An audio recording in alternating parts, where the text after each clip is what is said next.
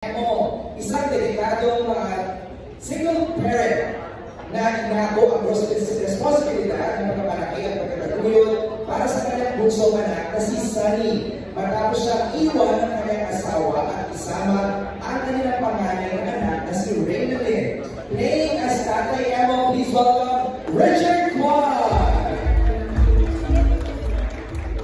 Richard, may ako sa inyo please for photos para sa ating yes, please. Richard Kwan will play the role of Tatay Emo. Richard, bati ka muna please. Thanks for being here. Let's enjoy the night. Thank you very much, Richard Kwan. Now, Reynalyn is Butchie's mother in a very special participation in this movie. Let's all welcome Ana Luna.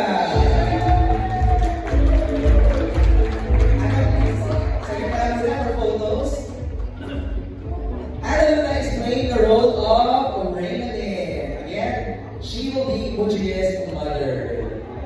Ana, please greet everybody. Hello, magandang gabi sa inyong lahat. Salamat po sa pag-iintay. At ito po, ako siya kayo. Salamat po sa pag-iintay. Thank you for being here. Thank you, Ana. Please have a seat. Ang ating next character ay ang Kapitana. Ang chairman ng Aplaya. Bilang isang pinuno, sinisiguro nilang ligtas at maayos ang kalagayan ng kanyang mga nasasakupan.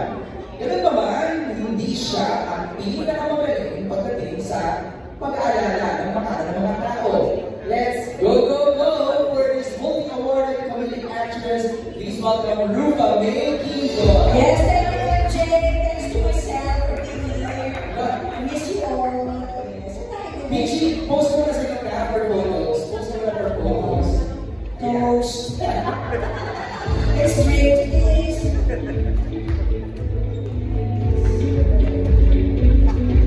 Thank you, Pichi! Oh, yes. Gusto ko meron siya yung Pichi for the night. Alright. Jay, Yes. ano yung siya yung M? M? Saan? Sa name mo? Michael. Okay. Ito I'm naman. not sure. Ito naman si Rupa May. Okay. Thank you, Pichi. Let's go now to the lead cast of the movie. Unang character ay si Jisung, ang biological father ni Butchie. Siya ang magpupuno ng nawawalang bahagi sa buhay ni Butchie. Ang maramdaman na hindi siya iniwan at kaya siyang mahalin ng kanyang tunay na ama. Tulad ng pinakarap ni Reynalyn na makilala na ito, ang kanyang presensya ay magpapakita ng kakayahan ng pamilya na magpatawad at magkaisa para sa kapakanan at kaligayahan ng bata. Please welcome South Korean actor and GMA Sparkle artist, Mr. Kim Ji-soo!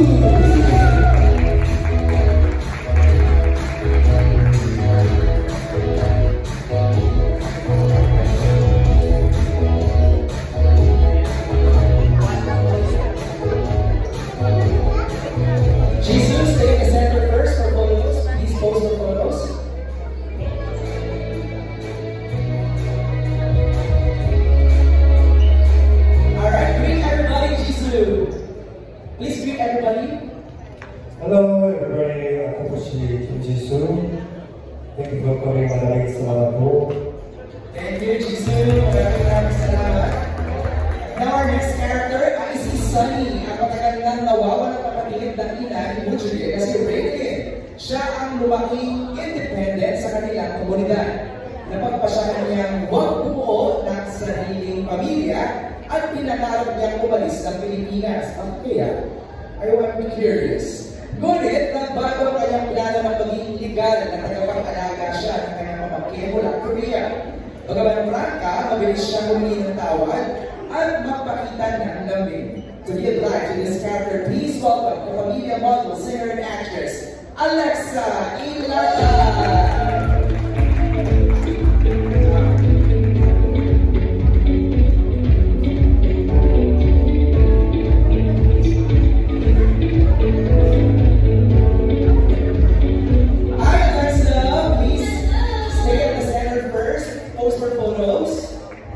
Again, Alexa will be playing the role of Sunny. Ang napilitan mag-alaga kay Butchie. Alexa, please greet everybody. Hi everybody, magandang gabi po sa inyong lahat. Thank you so much for being here tonight, and I hope that you enjoy the rest of the night. Thank you, Alexa. And of course, hindi makakompleto ang gabi kung wala si Muchie, di ba? Siya ang masiyahing Korean Filipino or Kopito na bata. Iniwan ang kanyang Koreanong ama at pinalaki ang kanyang ina na mag-isa. Ngunit nang umaraw ang kanyang ina, iniwan si Muchie sa pagkalaga ng kanyang lolo at tiyahin. Tatahakin niya ang masalimot, ngunit nakakalilas ng pagtanggap sa kanyang pagkakakilanlan at pagyakap sa bagong pamilya at pag-uugnay sa kanyang mga ugat sa banyagang lupa ito. Please welcome rising child actress and mini Miss You ng Cavite, Ryrie Sophia!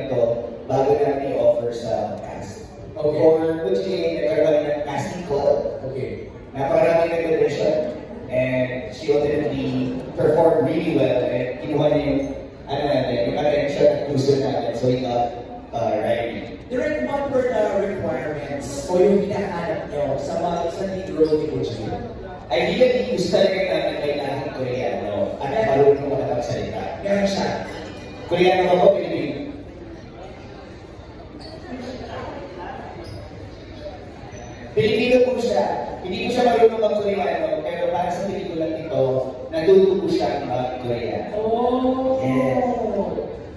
nag-aaral siya. Yes, for 3 weeks. And when we shot in Korea, at trivia lang, yung mga tao doon, they thought that she's pure Korean because she speaks really great Korean.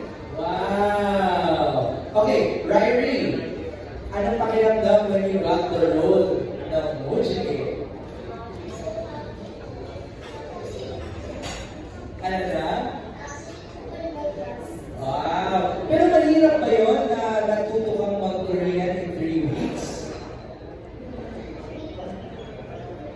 Dali lang. So you can converse with ano?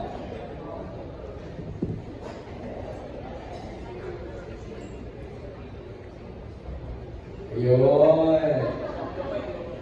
Okay. A requirement din talaga kasi ang role niya, makakasama madalas si Jisoo. Dahil galing po siya Korea, kailangan niya talaga na Korean siya. Okay. Si Sunny naman, Alex, ikaw, kailangan ba? Required ka din o hindi naman? Hindi naman po, thank the Lord. Thankfully, hindi ka required. But were you invited to play the role of Sunny? Were you handpicked to do this? Was accurate. And kasi direct po ako mga sagot talaga. Hindi. Pinili talaga namin si Alexa. Hindi po siya karoon ng audition or to anyone. It was really for Alexa. For Jisoo naman. Si Miss Bato lang mga kasagot. Miss Bato, para si Jisoo, para kapili. No, kasi we were really looking for a Korean actor. And we needed to shoot soon. No? So, nagtutulong po kasi sa video ng film management. Yung aking co-teacher, si Wako Galiana, told me, oh, you're looking for a Korean actor. You know there's a Korean actor who's here. Sabi ko, ha? Sino? Tapos sabi niya, ito. Pinakita niya sa akin. Sabi ko, ay, familiar ko. Ay, wala na who's the manager. Was kailangan. So, I researched and then I spoke to SB Town, si Tata, Robin, and then si Katingo of Universal. So, yun. And then we pitched it to Jisoo and we liked it. We had a lot of suggestions actually. Kasi syempre, you know, we needed resource people also for the story. And he gave it a really good perspective. So, yung role niya na na-envision namin even grew further when he started talking to him. Wow. So, yun. Napaka-importante ng role niya sa pelikula. And what's Jesus' reaction when he got the offer to portray Jisung? What was your reaction when you were offered the role? It was very honored to film here. I mean, actually, in these days, it's hard to do film. You know, it's hard to find the film, and especially this genre, like family drama. You know, when you go to cinema, there's always like comedy, like action, but it's hard to watch it family drama. So I thought it's like a unique movie, and also it's like the story of like with Korean guy. And I also watched it about documentary about opium. So I was actually it was kind of negative way. So I want to show that it could be a positive way. You know, it's like we are Filipino, so I want to show that as a Korean, like good way. Right. So I try to, that's it. Did you try to learn Filipino? Yeah, I learned just few words.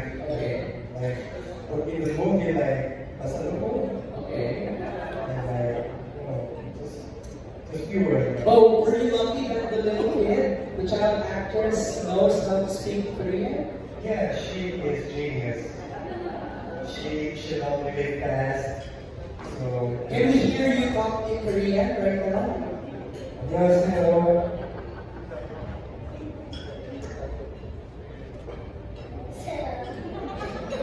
Talk to Jisoo, talk to Jisoo.